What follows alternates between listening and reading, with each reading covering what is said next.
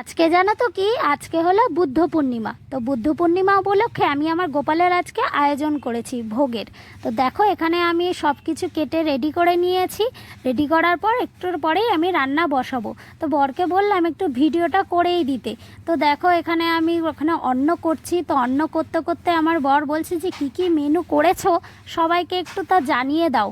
তো গোপালের জন্য, যেহেতু আমাদের গোপাল আছে, তো গোপালের জন্য আমি আজকে করেছি লুচি, তারপরে ওখানে রয়েছে মিষ্টান্ন। মিষ্টান্নটা হয়তো দেখাচ্ছি, দাঁড়াও। এই যে হাঁড়িতে রয়েছে মিষ্টান্ন। মিষ্টান্নর সঙ্গে আছে 5 রকমের ভাজা। এখানে অন্ন হচ্ছে, তো আমি গ্যাসটা অফ করে দিলাম। অন্ন হয়ে গেছে, শাক, 5 রকম ভাজা, ডাল, ওখানে আলু পটলের রসা। তো এখানে সবার আজকে আমন্ত্রণ রইল আমার বাড়িতে। তো সবাই চলে এসো। তো আমি আমার বরকে বললাম একটু অন্নটা আমার উপর করে দিও। তা আমার এখানে করতে একটু কষ্ট হচ্ছিল ঠিকই, তো বললো ঠিক আছে আমি অন্নটা উপর করে দেবো।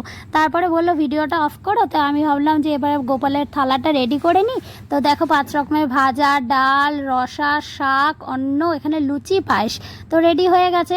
তো এবার আমাদের পুজোর আয়োজন করা হবে। তো আমি এগুলো সাধারণত একা হাতেই করে থাকি, কারণ আমার এগুলো করতে খুব ভালো লাগে।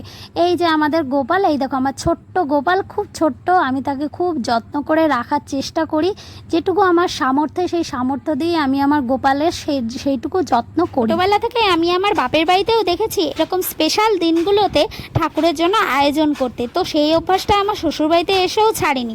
বলে না ছোটবেলা থেকে যা অভ্যাস থেকে যায় বড় হলেও সেই অভ্যাসটা থেকে যায়। তাই জন্য এই শ্বশুরবাড়িতে এসে যখন দেখছি এরকম একটা গোপাল ঠাকুর রয়েছে, তো আমি চেষ্টা করতাম সব কিছুতেই আয়োজন করার। তো আজকে বুদ্ধ পূর্ণিমা, তো আজকে তো আয়োজন করতেই হবে। তো এখানে দেখো আমার ছেলে বলছে যে মা আমি গোপাল ঠাকুরকে স্নান করাবো। তো আমার যেহেতু একটা বড় গোপাল তো আছেই, তো ছোট গোপাল তো স্নান করাতে হবেই। তাই দুজনেই আমরা মিলে, মা ছেলে দুজনে মিলেই গোপালকে আজকে স্নান করিয়ে দিলাম। তো যাই না, দুবার স্নান করানো হলো। যাই না ঠাকুরেরও কি ঠান্ডা লাগতে পারে, তা আমার তো জানা নেই। তোমরা কি জানো তো অবশ্যই কমেন্টে বলো।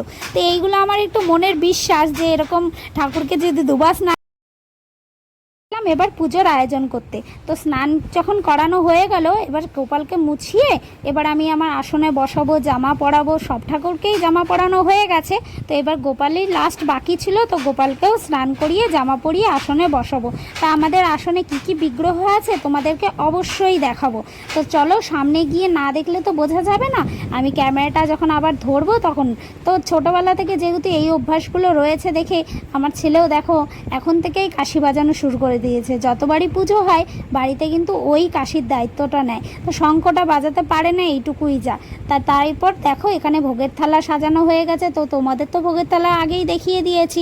এবার আমি দেখাবো আজকে আমার বিগ্রহ কি কি আছে।